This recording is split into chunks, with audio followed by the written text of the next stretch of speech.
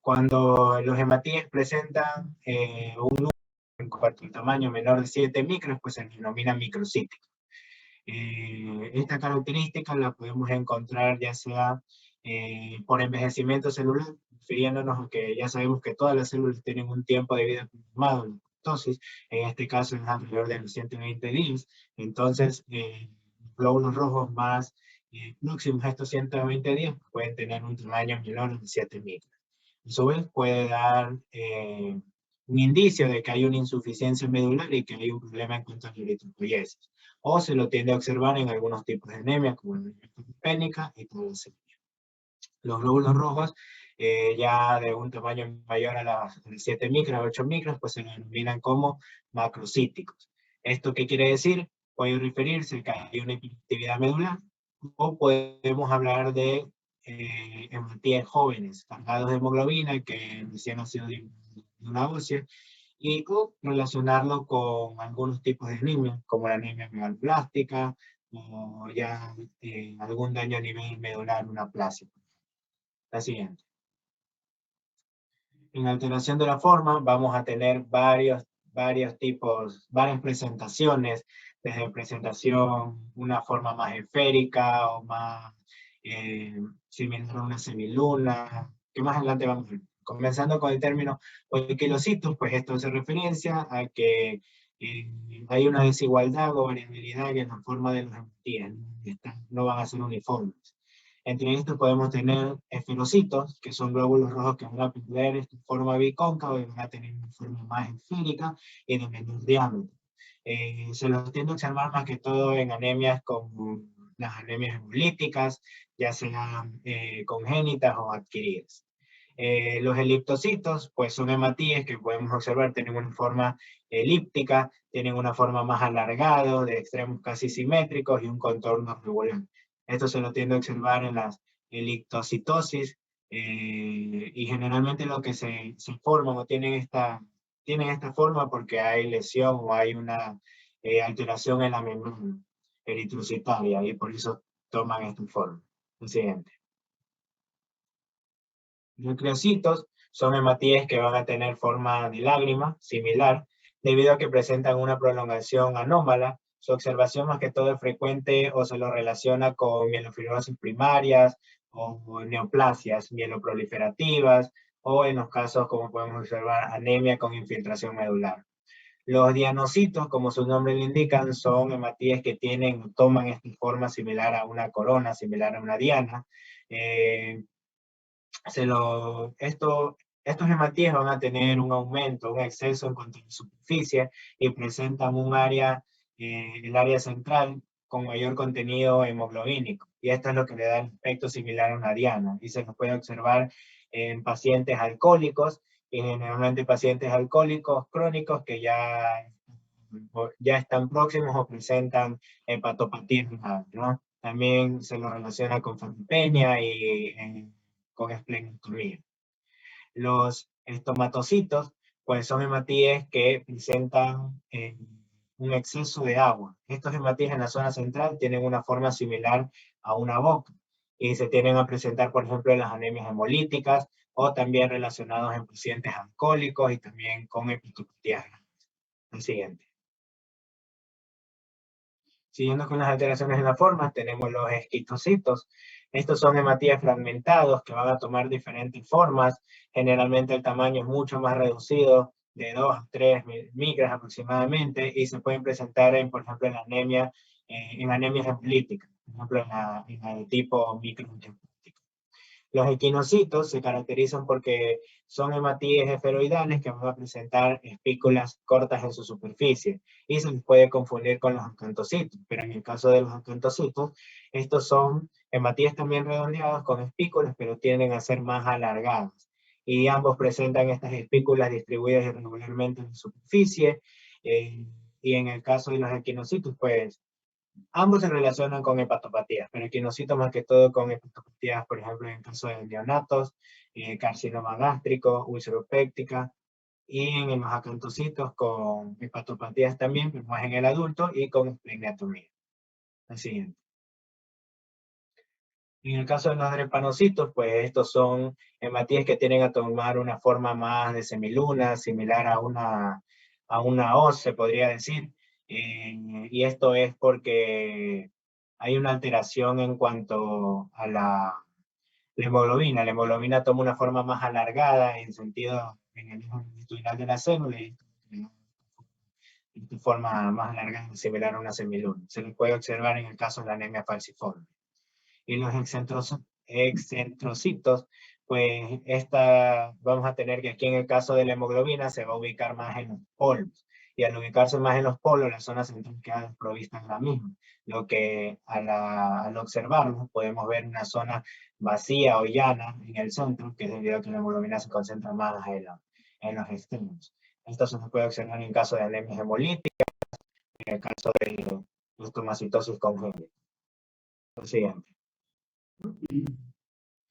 Ahora hablando de las alteraciones en cuanto a la coloración hemoglobínica, pues tenemos los términos anisocromía, hipocromía y hipercromía. Anisocromía quiere decir que los hematíes hay una falta de uniformidad en la coloración. Se los puede observar, por ejemplo, en pacientes confundidos o pacientes con anemias crecientes. En la hipocromía, pues tenemos que el hematía presenta un menor contenido de hemoglobina y por eso es que la coloración es menos intensa. En estos hematíes, zona central es de mayor diámetro y se obtienen, por ejemplo, en la anemia sarcopénica. Los hipercrómicos es lo contrario, hematíes con mayor contenido de hemoglobina y por lo tanto tienen mayor coloración, una coloración más intensa. Esto podemos usar de ejemplo a los leucocitos y se los tiende a observar en las plásticas por déficit de vitamina B12, por déficit de principalmente. Así. Ahora, las inclusiones eritrocitarias, pues aquí vamos a tener el punteado basófilo, cuerpos de Pappenheimer, los cuerpos de Howell y Joly, de Howell-Joly. El punteado basófilo, pues van a ser pequeños gránulos que van a tener tamaño muy variado y también el número es muy variado, que están distribuidos en el citoplasma de los eritrocitos y tienen una coloración azul grisácea. Estos van a ser productos de agregados ribosómicos que van a degenerarse por acción vascular y se asocian con etiologías tanto hereditarias como adquiridas, donde generalmente hay un déficit de la eritropoiesis, es una eritropoiesis inadecuada, y también se lo ha observado en los casos de intoxicaciones por plomo o talasemia. Los cuerpos de Pappenheimer, pues estos son hematíes, que se los tiene que denominar también como hidrocitos. Vienen a ser eritroblastos, donde presentan inclusiones de hierro que tienden a rodear el núcleo, y estos gránulos que rodean el núcleo pues, van a tener una coloración azul negruzca, y se presentan, por ejemplo, en anemias refractarias, en anemia sideroblástica, sea congénita o no, y también en pacientes esplegnotomizados. Los cuerpos de Howell y Joly son estructuras que pueden ser únicas o pueden ser dobles, generalmente son redondeadas, tienen una coloración azul rojiza y no alcanzan más de las 0.5 micros aproximadamente. Estos cuerpos de Joly vienen a ser remanentes del material nuclear. Y esto se debe a que hay una expulsión incompleta del núcleo, como sabemos, en la fase final de la eritropoiesis, porque el eritroblasto ectoplasmático pasa a ser reticulocito y posteriormente el eritrocito como tal. Pues aquí hay una alteración y por eso quedan persistentes estos remanentes del núcleo. Se nos puede presentar en las anemias megaloblásticas. La siguiente. En los anillos del Cabot, estos de aquí pueden tener forma anular, pueden tener de 8, puede ser muy variado en cuanto a la formación de estos anillos. Y van a ser productos que a nivel de la mitosis hay una alteración, una mitosis anormal de los microtúbulos. O pueden ser restos de membrana del fibroblasto que quedan persistentes y que dan esta imagen. Y los cuerpos de Heinz, pues son granulaciones azules que se sitúan en la periferia de los hematíes y se pueden presentar, por ejemplo, en las líticas o dar un índice de regeneración menor. Y por último, en la agrupación tenemos Rolaux y creoglutininas. Rolaux es una disposición que toman los hematíes, que generalmente la forma en que se disponen van a ser a manera de pilas de monedas. y pueden presentarse en pacientes con mieloma múltiple o poliglobulinemia. Y las creoglutininas, pues se dice que es la observación de los hematíes que tienden a formar de manera de grupos, de conjuntos, y que esto puede ser una respuesta a un proceso infeccioso. Gracias. Buenas noches, doctor y compañeros. Continuando con la exposición,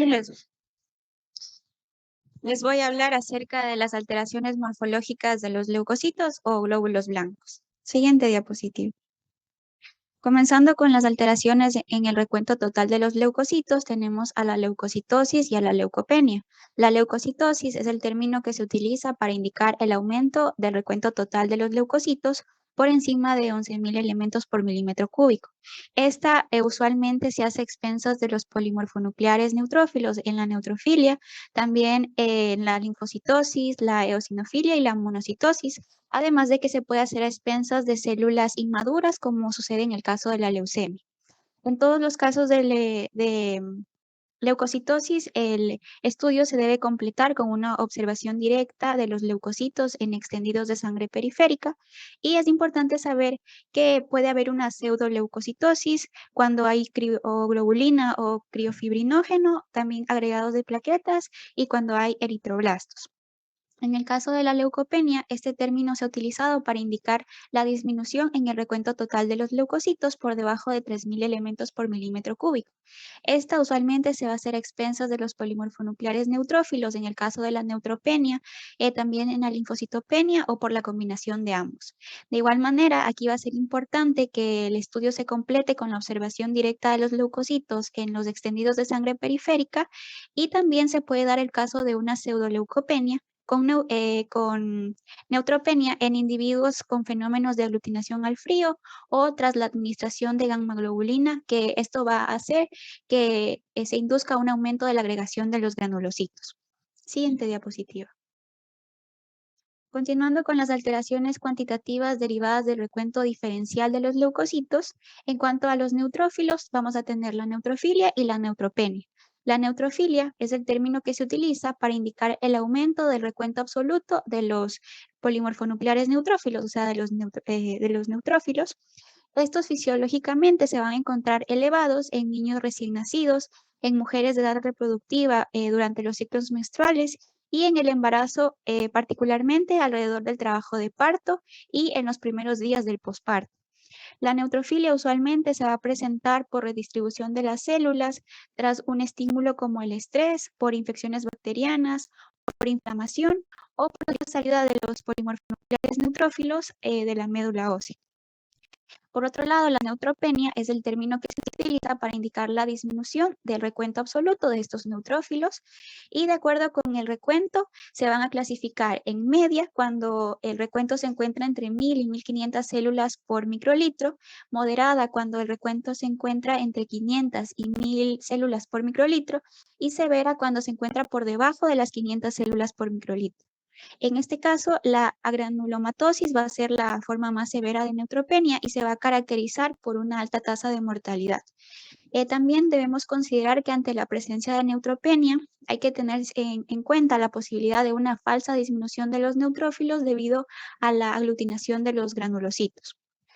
Ahora, para los eosinófilos tenemos la eosinofilia y la eosinopenia. La eosinofilia es el término que se utiliza para indicar un aumento en el recuento absoluto de los eosinófilos, y esta también se puede dividir en tres grupos. Media o mínima cuando el recuento se encuentra entre 350 y 1.500 células por microlitro, moderada cuando se encuentra entre 1.500 y 5.000 células por microlitro, y marcado severa cuando se encuentra por encima de las 5.000 células por microlitro. En nuestro medio, la causa más frecuente de eosinofilia, usualmente mínima, van a ser las enfermedades parasitarias y las enfermedades alérgicas, que esto se da en los países desarrollados. Y la eosinopenia, que va a ser lo contrario, para indicar la disminución en el recuento absoluto de estos eosinófilos. Los eosinófilos disminuyen fisiológicamente durante la gestación y especialmente durante el trabajo de parto, y la eosinopenia va a ser una alteración muy rara y que cuando va a estar presente suele pasar desapercibida si el recuento diferencial se hace manualmente sobre la eosinofobia ha sido informada o, bueno, se la ha visto en pacientes con síndrome de Down, en pacientes con timoma y con aplasia pura de eosinófilos, también en pacientes portadores del virus linfotrópico de tipo 1. Ahora, para los basófilos tenemos la basofilia y la basopenia. La basofilia nos indica el aumento en el recuento absoluto de los polimorfonucleares basófilos y la presencia de esta en sangre periférica es altamente sugestiva de la enfermedad mieloproliferativa. La vasopenia, en cambio, nos va a indicar la disminución en el recuento absoluto de estos basófilos y es un indicador de la ovulación. Va a caer en el momento de la ovulación y se va a elevar en la fase luteínica. Y también va a ser un hallazgo relativamente frecuente de la urticaria. Para los linfocitos tenemos la linfocitosis y linfocitopenia. La linfocitosis nos va a indicar el aumento en el recuento absoluto de los linfocitos y la linfocitopenia o linfopenia nos va a indicar la disminución en el recuento de los mismos. En los niños recién nacidos, sobre todo, el recuento de los linfocitos va a ser relativamente alto, pero si nos encontramos con un recuento por debajo de las 2.800 células por microlitro, esto va a ser altamente sospechoso de una inmunodeficiencia combinada severa. Y también debemos saber que la leucopenia va a ser un hallazgo importante en los pacientes infectados por VIH y que este puede ser el primer signo de la infección. Y finalmente, para los monocitos, tenemos la monocitosis y la monocitopenia. La monocitosis es el término que se indica para el aumento del recuento absoluto de los monocitos. Estos van a estar elevados en neonatos y en mujeres gestantes, en donde se elevan paralelos a los polimorfonucleares neutrófilos, es decir, a los neutrófilos. Y la monocitopenia es el término indicado para la disminución en el recuento absoluto de estos monocitos y usualmente esta va a acompañar a otras alteraciones del sistema hematopoyético. Va a disminuir en pacientes que reciben corticosteroides, también en pacientes con infecciones agudas. Siguiente diapositiva. Ahora, las alteraciones cualitativas en la morfología de los leucocitos. El mieloblasto es la célula más inmadura que se identifica en la serie mieloide. Tiene un diámetro que varía entre 10 y 18 micrómetros y normalmente lo vamos a encontrar en la médula ósea en un porcentaje que oscila entre el 0,1 y 3,5%. Pero en el momento de, si lo observamos en la sangre periférica, sobre todo si el número de células es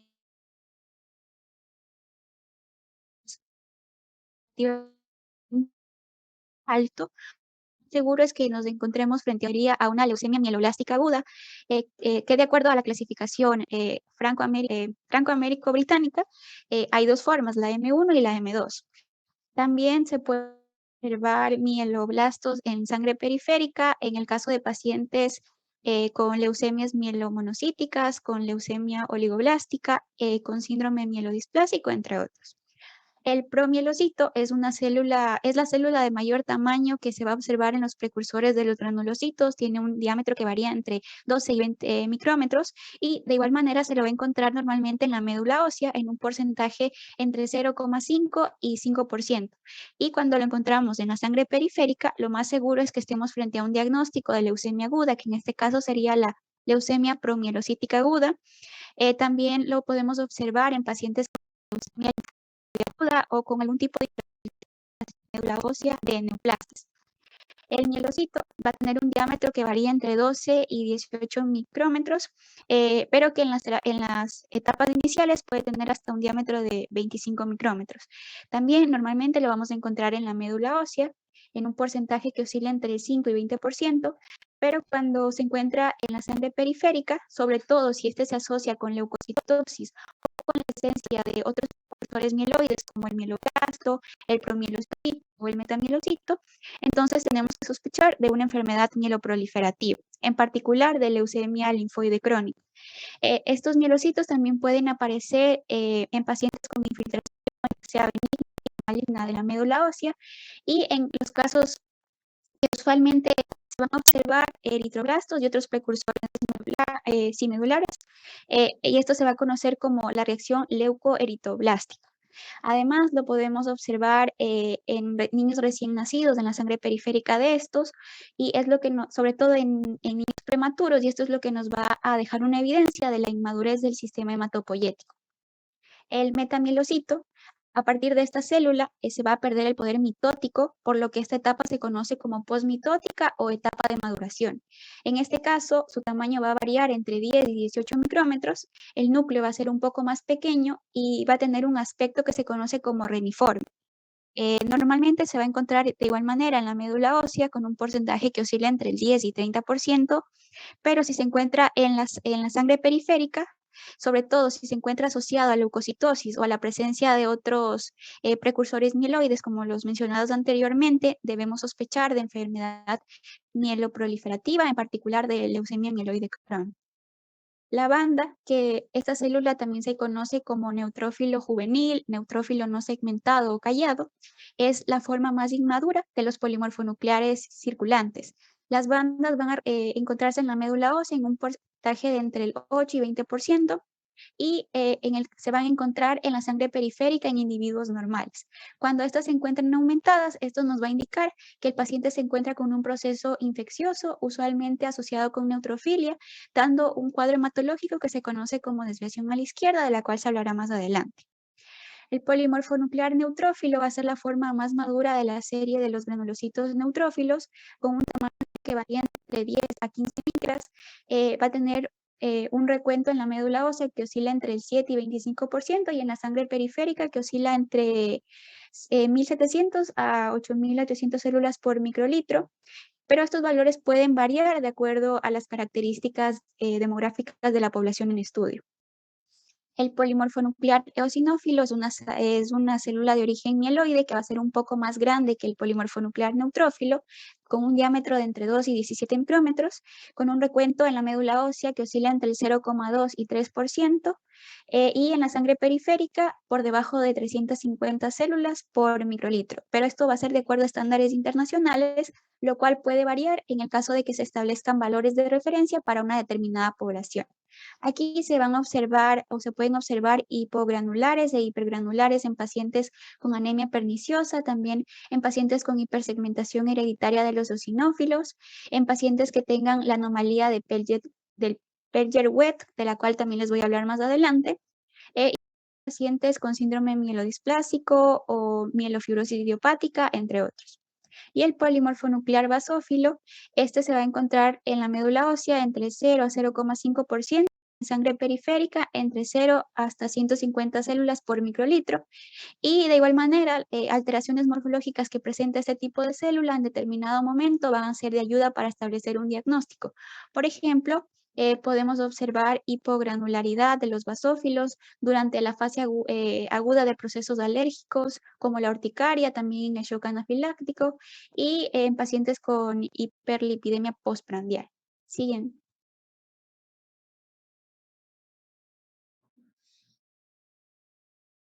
También van a haber otras alteraciones cualitativas de los polimorfonucleares, pero estos se van a relacionar con la interacción de estos polimorfonucleares con otras células. Este es el caso de la agregación de neutrófilos, en el cual los polimorfonucleares neutrófilos se pueden agregar entre sí, o ya sea con o sin agregación concomitante de plaquetas, como resultado de la interacción in vitro con el ET, que es el ácido etilendiamitetraésico, que se utiliza como un anticoagulante. Este fenómeno se observa en mucha menos frecuencia que la aglutinación de plaquetas, y es por esto que va a ser dependiente del tiempo. De ahí es que va a ser importante que el estudio se realice tan pronto como sea posible. Esto se ha observado en pacientes con mononucleosis infecciosa, también en ciertas infecciones bacterianas agudas, en enfermedades autoinmunes y en pacientes con anticuerpos al frío con coexistencia de autoaglutinación de glóbulos rojos. La alteración relacionada con el núcleo de los polimorfonucleares, los neutrófilos se pueden clasificar de acuerdo al grado de maduración, que se va a expresar por el número de las lobulaciones que presenta el núcleo. En estados de normalidad se va a esperar que las bandas, que son los neutrófilos más jóvenes, en la sangre periférica estén entre 2 y 3 elementos por microlitro, y que el resto de los polimorfonucleares neutrófilos tengan entre 2 y 5 lobulaciones. Y de acuerdo con el grado de maduración de los polimorfonucleares neutrófilos, tradicionalmente se han definido dos figuras hematológicas, que son la desviación a la izquierda y la desviación a la derecha. En la desviación a la izquierda, característicamente va a haber un aumento de las bandas y de otras formas menos maduras que ya las mencioné anteriormente, como los metamielocitos, los mielocitos o los promielocitos, que clásicamente se han asociado a infecciones como la sepsis neonatal, tuberculosis, también intoxicaciones por plomo, también en pacientes con síndromes urémicos o pacientes con hemopatías y en pacientes con síndrome de Down. Pero la desviación a la izquierda a la aplicación clínica presenta ciertos problemas, como por ejemplo que solo está disponible con los recuentos diferenciales de leucocitos que tienen una gran variabilidad en la impresión, también que consumen mucho tiempo del profesional que se encuentra a cargo y que al momento de determinar su utilidad clínica no van a ser costo eficientes. En cambio, la desviación a la derecha aquí van a predominar las formas menos maduras de los gránulos. No, perdón, aquí va a haber un mayor número de polimorfonucleares neutrófilos que van a presentar más de 5 lobulaciones, a los cuales se los conoce como macropolicitos. Estos macropolicitos se dice que hay una desviación a la derecha cuando representan más del 5% de los polimorfonucleares neutrófilos y lo más característico aquí va a ser la anemia perniciosa, en donde los macropolicitos se han incluido como un criterio para su diagnóstico, pero además va a haber una desviación a la derecha, por ejemplo, cuando se observa aumento de los macropolicitos en los granulocitos. Siguiente diapositiva.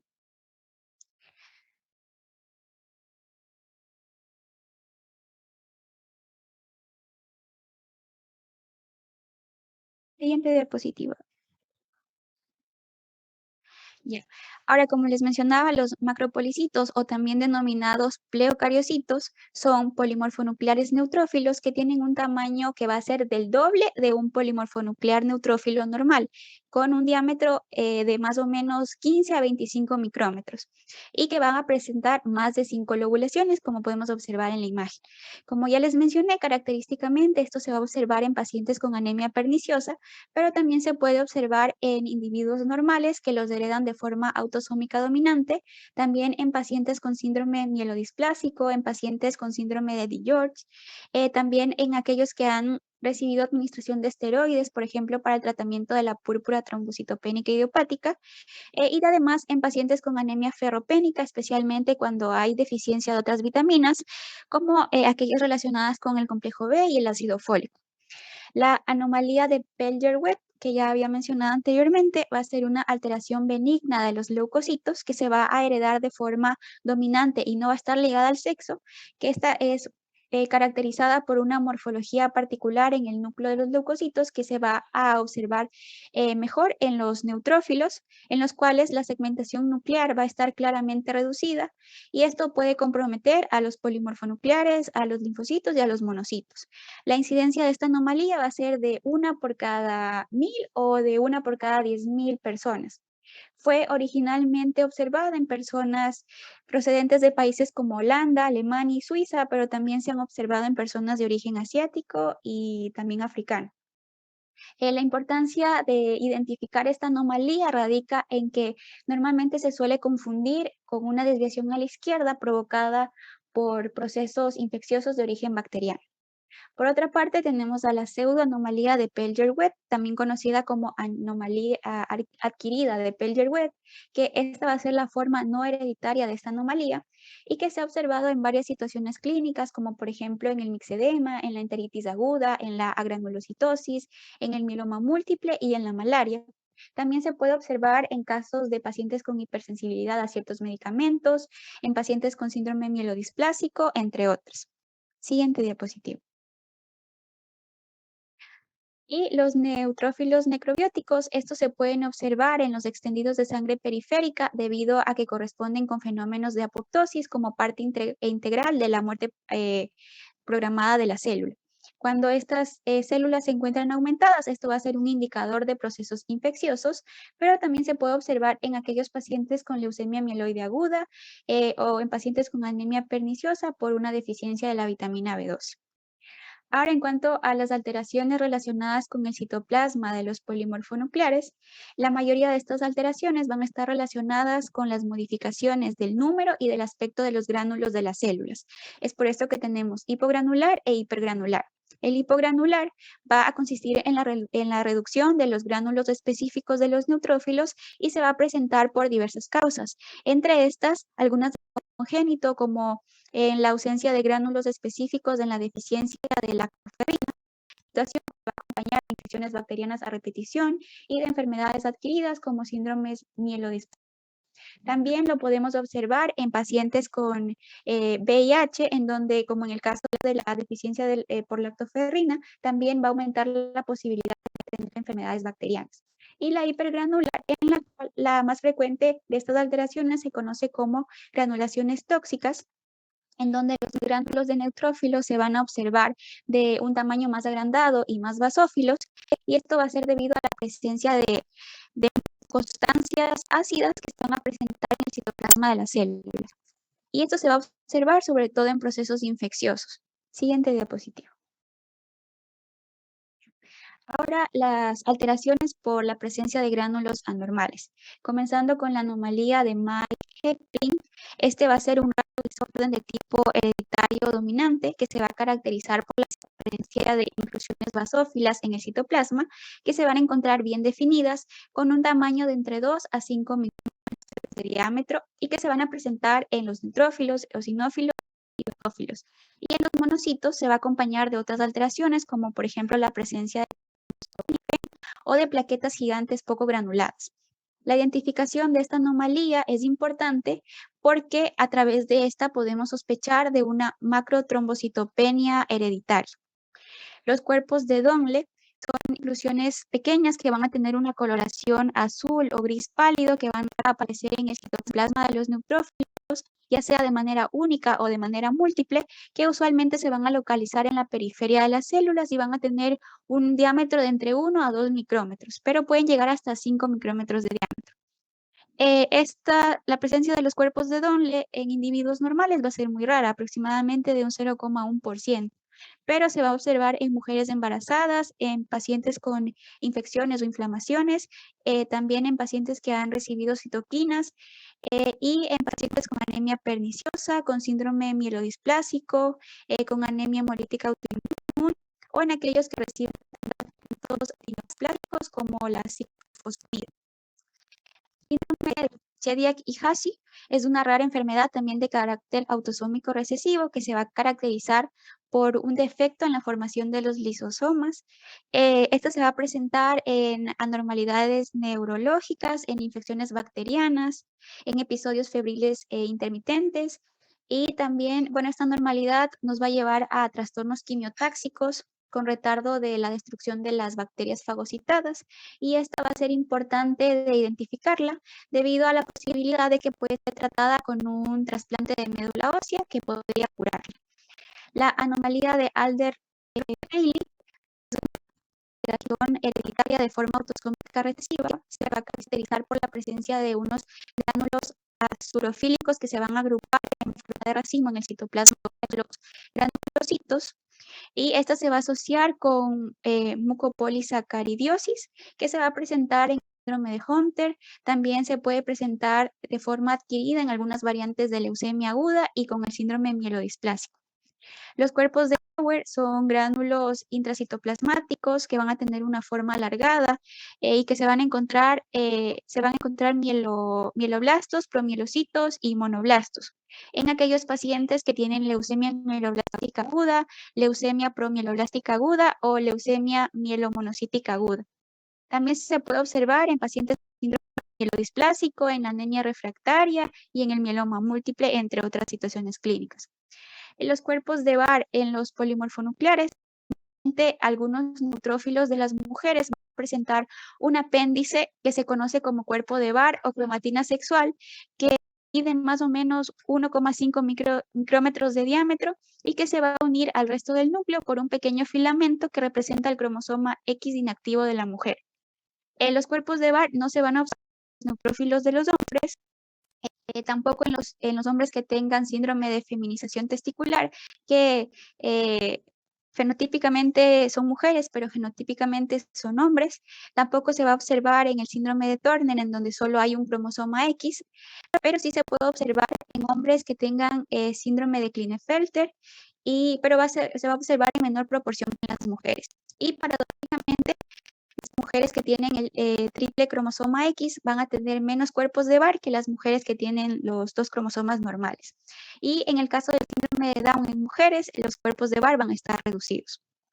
Y el núcleo en anillo se puede observar en la sangre periférica o en la médula ósea, y esta alteración se va a presentar tanto en personas normales como en pacientes que presenten enfermedades malignas como leucemia mieloide crónica o síndrome mielodisplásico, y también en enfermedades benignas como la enfermedad de Chagas, el alcoholismo, entre otras. Siguiente diapositiva. Y finalmente, las alteraciones de los linfocitos, tenemos a la célula de TORC, que son un tipo de células linfoides con protoplasma muy basófilo. Estos se van a presentar en enfermedades, en procesos infecciosos como la viruela, la neumonía, también en la tuberculosis, en linfomas, en mieloides múltiples. Estos se han denominado como células de irritación y en la mayoría de los casos sus elementos son hemocitoblásticos patológicos. Las células de Mont son células plasmáticas que pueden mostrar una gran producción de inmunoglobulinas que van a dar un aspecto de mórula debido a la formación de los cristales de inmunoglobulinas. Estas se van a presentar frecuentemente en el síndrome de Felty. Y las células en canasta se van a presentar en la leucemia linfoide crónica, y aquí los linfocitos van a ser más frágiles que en los otros tipos, y al momento de que se haga un extendido en sangre periférica, los vamos a observar a muchos de ellos estallados, como se puede observar en la imagen inferior de la diapositiva. Gracias. Un momento, señores, señoras, señoritas. Es que la pantalla se me quedó oscura.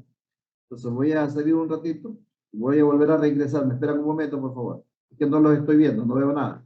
Todo oscuro la pantalla. Lo mismo que me pasó la semana pasada. ¿Por usted está pasando esto? Es como así. Me esperan un momento, por favor. Ok, doctor. Recording stopped.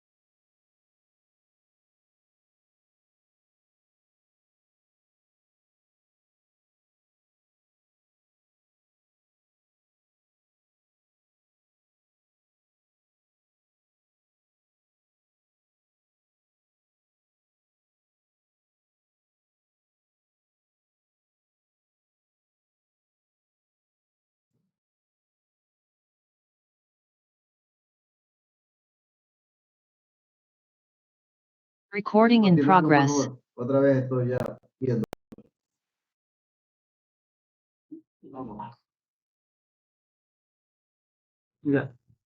Gracias. Buenas noches con todos, pues voy a continuar con lo que son las plaquetas. Siguiente. Bien, algunas características que tenemos es que las plaquetas son algunos fragmentos del citoplasma de su precursor, que en este caso sería el megacariocito. Este megacariocito emite lo que son prolongaciones protoplasmáticas que van a invadir lo que es la luz del vaso sanguíneo. Una vez aquí, pues se van a desprender y van a entrar a la circulación. El tamaño de las plaquetas sería entre 1 micra a 4 micras. Y tienen algunos corpúsculos. Va a tener forma oval y no va a contener lo que es la hemoglobina. O sea, no tiene hemoglobina. También se le denomina como trombocitos, ya que estas intervienen en la formación de los trombos sanguíneos y en el reencuentro personal de las plaquetas en Estados Unidos sería de 150.000 a 400.000 milímetros cúbicos. También tenemos que existen algunas causas que darían lo que es una trombocitopenia, hablando de algunas enfermedades como la púrpura trombocitopénica idiopática. Vemos también lo que es la leucemia aguda, la anemia aplásica y la anemia megaloblástica. Y dentro de lo que son las causas de la trombocitosis, en esta hablamos ya de una hemorragia aguda, de una deficiencia de hierro y algunas enfermedades inflamatorias crónicas y neoplasias. Siguiente. Una vez ya visto lo que son las características normales, pues va a haber también lo que son alteraciones en las plaquetas, no tan solo en su tamaño, sino también en la forma y en lo que es en el contenido de esta plaqueta, o sea, quiere decir contenido citoplasmático. Siguiente. Ya. Primero tenemos lo que es los megatrombocitos. En esta de aquí consiste en que, como el propio nombre dice, pues plaquetas gigantes a nivel de la sangre periférica. Y en sí se encuentra tanto en ausencia del vaso, en algunas enfermedades como la púrpura trombocitopénica idiopática, que es una enfermedad que se caracteriza por una disminución de las plaquetas. O sea que a pesar de haber megatrombocitos, también hay una trombocitopenia. Y la causa de esta va a ser es que los órganos inmunitarios van a reconocer o los anticuerpos van a reconocer a las plaquetas como un cuerpo extraño que a su vez lo van a destruir. Dentro de lo que es la enfermedad de Meigs-Egli, que viene a ser un trastorno genético caracterizado, que como ya mencionó la compañera, pues también va a encontrarse lo que es plaquetas gigantes. Va a haber también una trombocitopenia y cuerpos de inclusión. Aquí, ¿qué va a pasar? Pues aquí se va a encontrar alterado lo que es el gen conocido como MIEH9, en la cual normalmente va a codificar lo que es la miosina no muscular, y esto no va a suceder, pues, la cual también viene a ser una enfermedad hereditaria autosómica dominante. Siguiente diapositiva. Dentro de lo que es los microtrombocitos, esta cual se da en que existe... Señores, por favor, denme 15 minutos, por favor. Un ratito, por favor. Ya, ok. Ya, ok.